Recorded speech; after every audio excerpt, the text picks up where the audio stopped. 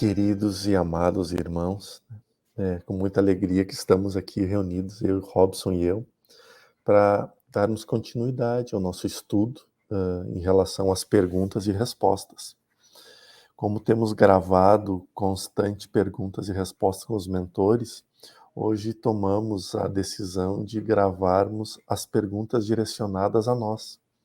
Assim a gente pode também estar um pouco consciente, mais consciente do que o normal, e estudarmos junto, porque esses processos de perguntas, eles são muito lindos e amadurecedores, e amadurecem demais a gente, porque nos obriga a ter que pensar, nos obriga a ter que buscar lá no nosso íntimo, no nosso interior, as informações já colhidas, já recebidas, ou aquelas que precisamos sair, correr atrás das respostas.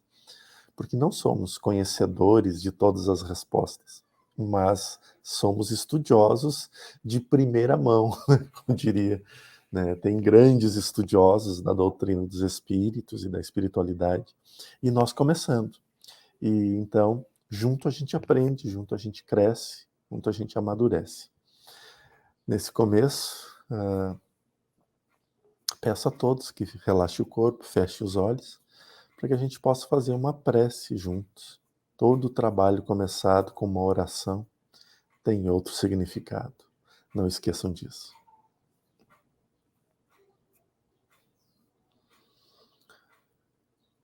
Obrigado, Senhor, por este momento tão nobre e tão especial. Obrigado, Senhor, por mais este dia de trabalho, de busca, de vivência e de vida. Obrigado, Senhor, por nos mostrar o caminho da redenção, da paz, da tolerância. Obrigado, Senhor, por nos dar as forças necessárias para enfrentar as nossas mazelas, as nossas dores, as nossas aflições. Obrigado, Senhor, pelo alimento tão nobre, tão belo, que chega à nossa mesa, em forma de alimentação ou em forma de alimentação espiritual, do alimento espiritual, que é a tua presença, bondoso Criador. Que a tua misericórdia, que o teu amor, que a tua bondade, que a tua luz seja o guia, a luz a iluminar a nossa estrada, a luz a guiar os nossos passos e o farol a nos direcionar ao norte do teu coração. Desta forma, Senhor, agradecidos, damos por início mais esse trabalho de luz e de aprendizado. Que assim seja. Assim seja. Eu estou sentindo como se fossem as primeiras gravações, né, lá de dezembro, porque era exatamente esse formato, né? Tu e eu, e as perguntas, assim, e a gente sem saber as respostas. Continua tudo igual. E tentando produzir um conteúdo que seja interessante para as pessoas, né? Mas eu acho que o mais legal não é saber tudo, é o bate-papo e também a gente ter esse tipo de bate-bola com as pessoas para a gente entender a curiosidade delas e também para saber aonde que a gente ainda não tem, né, esse tipo de preenchimento na nossa mente, assim, qual assunto que às vezes pode também ser uma dúvida até nossa, né? E uma das perguntas que repetiu essa semana, eu lembro de você já ter falado sobre isso, pelo menos uma vez, e eu não anotei o nome da pessoa, depois eu tenho que colocar no chat quando isso for no ar, né? Mas a pergunta é assim: todos os médiums só canalizam de olhos fechados? O porquê disso? Não, não são todos os médiuns, não. Tanto é que quando se tem cirurgias espirituais, o Lázaro ele trabalha de olho aberto. Se a gente vê a Patrícia do ECAM, quando ela está trabalhando com o Dr. Romano, ou com outras entidades, como o Dr. Franz, e eles também estão de olhos abertos. Por quê? Porque a necessidade do trabalho faz com que naquele momento os olhos estejam abertos para acompanhar o movimento e o trabalho. Mas quando a intenção é apenas a comunicação, né? O olho fechado, Eu falo isso por mim, eu não posso falar pelos outros trabalhadores, né? E os olhos fechados nos traz muita segurança, porque no processo inicial do acoplamento, muitas vezes a gente não sai por completo. Então necessita de concentração. A concentração pós o processo da união espírito comunicante e médium. E às vezes leva um tempo até o corpo se desligar completamente, o espírito se desligar completamente e permitir que o espírito seja apenas ele, o comunicante. E com os olhos abertos, a interferência minha se tornava sempre maior, porque eu entrava uma pessoa, por exemplo, no centro espírita entrava uma pessoa, ou se movia, ou acontecia alguma coisa, ou tinha um movimento espiritual, e o meu olhar chamava muito atenção para aquele movimento. E isso fazia com que eu me aterrasse ainda mais na matéria, dificultando ainda mais o processo da comunicação. Então, foi-me instruído a trabalhar sempre de olhos fechados, porque aí eu conseguiria me desligar de forma mais rápida. Por esse motivo, trabalho de olhos fechados. Mas se nós pegarmos, por exemplo, a Mônica de Medeiros, todas as canalizações dela são de olhos abertos. Se nós pegarmos os nossos médiuns, lindos trabalhadores da Umbanda, sempre de olhos abertos. E aí podem dizer, mas eu estou falando dos mentores. Pelo amor de Deus, gente, né? Qualquer espírito esclarecido, não importa o nome que ele traz, sendo esclarecido, é um ser de luz. Né? Os nossos guardiões são seres de luz, os pretos velhos, ouvi-los e escutá-los é lindo demais. E então foi isso. Porém, as cirurgias espirituais me obrigou a ter o olho aberto. Então, o que o Lázaro fazia no início, né?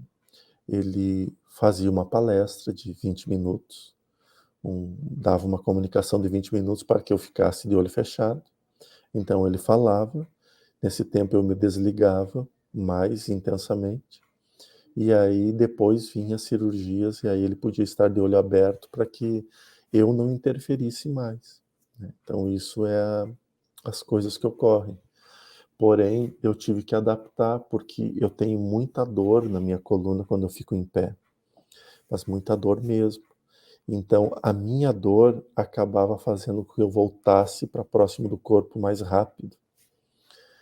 E então eu atrapalhava as cirurgias também. E então foi achada uma forma para que isso também ocorresse, para que eu não atrapalhasse mais. Tudo é um desenvolvimento, é isso que é bom a gente esclarecer. Não existe uma chave que a gente liga e desliga o médium. Tudo aquilo que ocorrer de novo vai precisar passar por adaptações, vai precisar passar por aprendizado, e o aprendizado maior é que o médium aprenda a se calar. Deve ser algo como meditar, que é tentar não conduzir os pensamentos. Eu não consigo, eu tento, mas eu não consigo. Muito pouco tempo eu consigo me dedicar apenas a ficar neutro na meditação, mas no processo da canalização eu tive que aprender. Para vocês terem uma ideia, o maior exemplo que eu sempre dou foi uma vez que tinha muita confusão na casa espírita, muita gente falando, muita gente falava alto, falava baixo, porque é um lugar onde muitas vezes as pessoas criam intimidade e demoram para se ver. E aí quando se vê, sentem saudade. E aqui tem muita colonização italiana, que não sabe falar baixo, então vão se emocionando e daqui a um pouco está todo mundo falando muito alto. E eu precisava me concentrar para o trabalho. E aí eu falei, nossa, que confusão, eu vou lá e vou pedir para ficarem quietos. E o Oikenaz, né, naquela amorosidade gigantesca que vocês conhecem, disse, não, meu filho, você não vai fazer isso. Quem precisa de silêncio é você, não eles. Trate de aprender a ter silêncio. Pois é, eu acho que é bem isso, né? Até achei aqui a pergunta exata, é do Edson Neto, por que alguns médios canalizam com olhos fechados e outros não? Acho que você respondeu bem, né? Mas enquanto você respondia, me deu uma curiosidade, porque lá em Florianópolis, né, eu lembro que Lázaro fez cirurgias espirituais na live que teve lá, e ele estava de olhos fechados, né? Em pé, de olhos fechados. É porque tem hora que é melhor os olhos fechados, tem hora que é aberto, depende do que você está sentindo de dificuldade de se concentrar. Então ele chega na pessoa de olho aberto sempre, né? E aí depois que ele direciona, ele fecha os olhos para o trabalho, né? Isso eu não sei, eu preciso perguntar para ele, Ah, entendi. É né? porque isso, eu estava com a impressão que ele estava sempre de olhos fechados, porque eu não vi ele se aproximando, né? Só vi quando ele É, se aproximou de mim. Ele estava de olhos fechados já, né? Na hora que eu olhei, ele já estava de olhos fechados. não, Eu imaginei talvez. que ele estava sempre de olhos fechados. Mas muito Tanto é que interessante. lá no evento Você é o Todo, ele começou a falar pela parte da manhã de olhos fechados. E aí teve um atendimento que foi feito a uma irmã que estava na coxia, e ele se virou em direção a ela e falava em direção a ela. E aí depois, quando conduziram, né, ó, vamos virar um pouquinho, né, que estava na diagonal, e ele abriu os olhos, e ele terminou todo o processo da palestra falando de olhos abertos. Para ter localização, né? É. E sobre meditação, depois a gente pode conversar uma outra hora. Então, tem uma pergunta assim da Ceres Campos. Poderia falar mais sobre elementais ou fazer uma série sobre o assunto? O que vocês podem informar sobre isso? Eu sei muito pouco sobre elementais, até nem me arrisco a falar, porque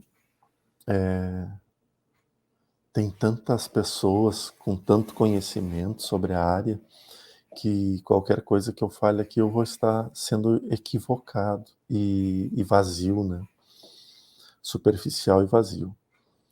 O pouco que eu sei dos elementais é que a gente encontra eles exatamente na natureza. São os 4 elementos: a terra, o fogo, o ar e a água.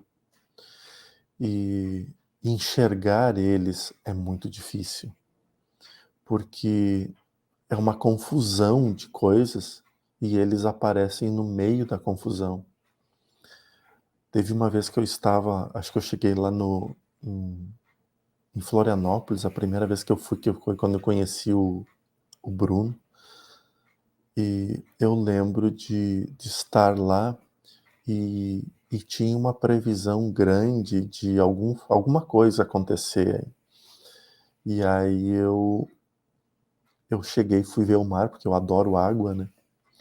E aí fui lá ver o mar e tava olhando as ondas. E eu falei pro Bruno: nossa, Bruno, tem muito movimento dos elementais, porque aquele dia eles estavam visíveis na água. A cada arrebentação de onda eles se faziam presentes ali. Então tinha uma movimentação energética muito maior. E eu lembro que eu até comentei: acho que a previsão vai dar errado, porque a força que está aqui não tem nada de ruim, não. E aí eu lembro que a gente caminhou todo o trecho de Ingleses, e lá no final de Ingleses tem as pedras e tem uma gruta. E eu fui lá rezar, né? Porque eu venho de católicos. Hoje eu sei que as estátuas são apenas estátuas, né? Mas eu sei a intenção que tem, que é colocado sobre as estátuas. Então, um lugar onde tem uma gruta, onde tem uma imagem, é sempre iluminado e abençoado. E os espíritos ficam em volta porque ali a fé de muitas pessoas que está. E a fé é o caminho principal. Então eu cheguei lá e lembro, pedi permissão, porque não é chegar chegando. Em todos os lugares que a gente vai, a gente precisa pedir permissão. Até para que a natureza, para que os ambientes possam ser trabalhados. Quando a gente entra, por exemplo, vai entrar numa mata, muitas vezes a gente pega e vai entrando. Faz uma oração antes, pede permissão para entrar.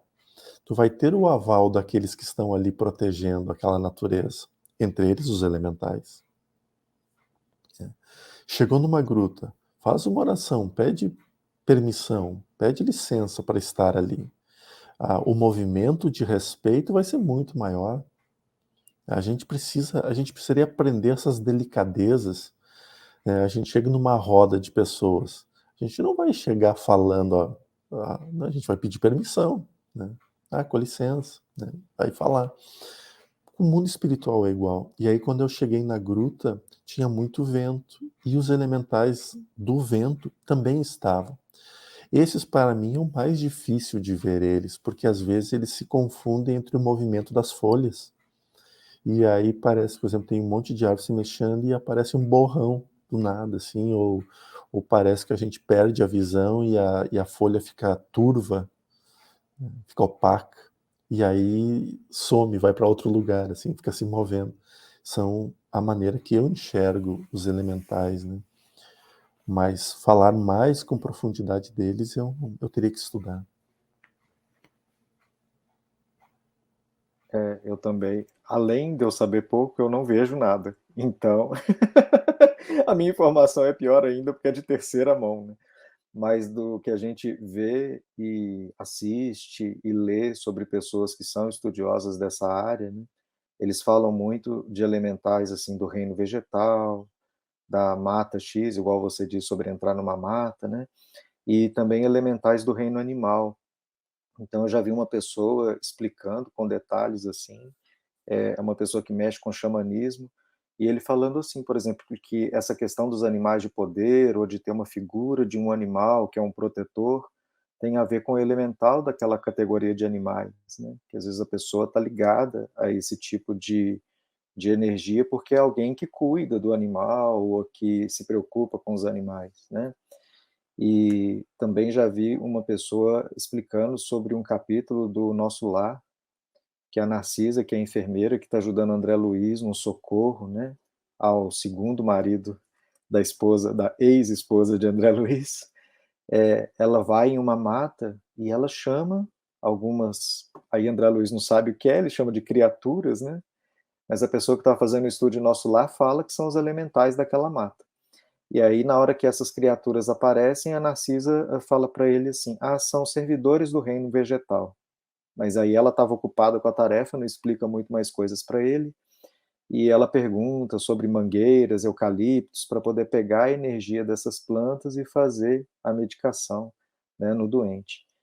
Então, assim, mesmo na literatura espírita tem referências a elementais, né? Mas também de pessoas estudiosas de dizerem que eles não têm exatamente um livre-arbítrio, né? Como se fossem energias da natureza, mas que fluem de acordo com o comando da natureza. Não é igual o homem que pode, assim, do tipo, quero matar, quero fazer uma coisa errada, quero, quero roubar. Eles não têm isso, né? Eles são só energias da natureza que estão circulando ali com uma individualidade. Era assim que eu entendo eles. É engraçado porque além dos elementais, tem, eu chamo de os seres da mata, né? Esse foi o nome que eu acabei dando, porque inúmeras vezes nos pedais que eu fazia eu parava para descansar. E sempre quando tem um riacho eu paro, boto os pés dentro e fazia uma oração. A natureza me chama a oração. E aí quando eu estava muito ruim, vinham seres baixinhos, com orelhas maiores, assim, né? E, lembra mais ou menos os duendes, assim, mas não estamos entrando nisso, né? Mas das histórias de filmes e tudo assim. E eles vinham e eles limpavam tudo, tiravam toda a energia ruim que estava no corpo depois da oração. E aí eles sumiam, né? Eu chamava os seres da mata. Agora, a gente é tão preocupado com algumas coisas, há tantas formas espirituais ao nosso redor. Tem os seres das águas, tem os seres. Nossa, tem. A gente não faz ideia o que tem ao nosso redor, essa é a verdade. Aí me veio na mente, né, quando você contou dos seres da mata, essas figuras do folclore indígena brasileiro mesmo, né, que é o Uhum, caipora, o curupira, a iara. Você vê que tem uhum. muito a ver com essas forças da natureza, e os indígenas antigos afirmavam que eram mesmo, né? Sim, sim. elementos, figuras, personagens que eles viram na mata, né? Não é bem como se fosse uma invenção da cabeça É. deles. Imagina, por exemplo, a mata, quanto mais virgem ela é, mais energia ela preserva.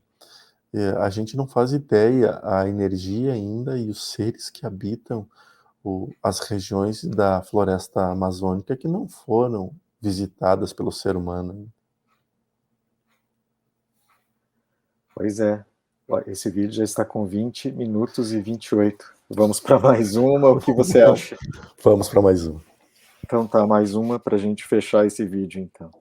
A Pamela Lino perguntou assim: um espírito recém-encarnado pode fazer projeções em sua aparência anterior quando se distancia do corpinho do bebê? Eu pus um X aqui nessa pergunta porque eu não lembro se eu já te fiz. Eu acho que eu te fiz e você respondeu em off. Não foi no vídeo. Tudo vai depender bastante do estágio que o espírito se encontra.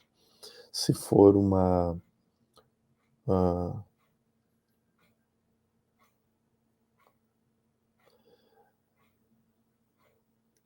não, eu estava olhando por um lado e o mentor já me corrigiu e dizendo que tem um outro lado também. Sim, ele se projeta com a imagem daquilo que ele necessita ali. Agora, se ele não tem tarefas a cumprir do outro lado, e então ele se preserva com o estado de infância mesmo. Acho que isso vai depender, então, muito da conveniência e até da habilidade desse espírito, né? Se ele tiver numa reencarnação compulsória, por exemplo, é provável que ele vai ficar quietinho lá, não vai projetar nada. Né? Sim, mas também em alguns casos das compulsórias, que quando são aquelas reencarnações induzidas pelos seres inteligentes, né, do lado negro da força, né, não, a gente vai ter que cortar. Não tenho permissão para falar. Não. Vamos ficar só com a informação assim, né? Que ele pode se projetar como a forma anterior ou com a forma de bebê, dependendo da sua habilidade e da conveniência da situação, né? Os mentores vão permitir ou não que ele projete com uma ou com outra forma. Isso? Não, já estava falando demais e já puxaram Certo. minha orelha. Às vezes a gente faz isso. Mas acho que a gente pode então encerrar esse vídeo, Jorge. Podemos né? sim, Robson. Ele fica com 3 perguntas e 22 minutos. E a gente volta no próximo. Até mais para vocês.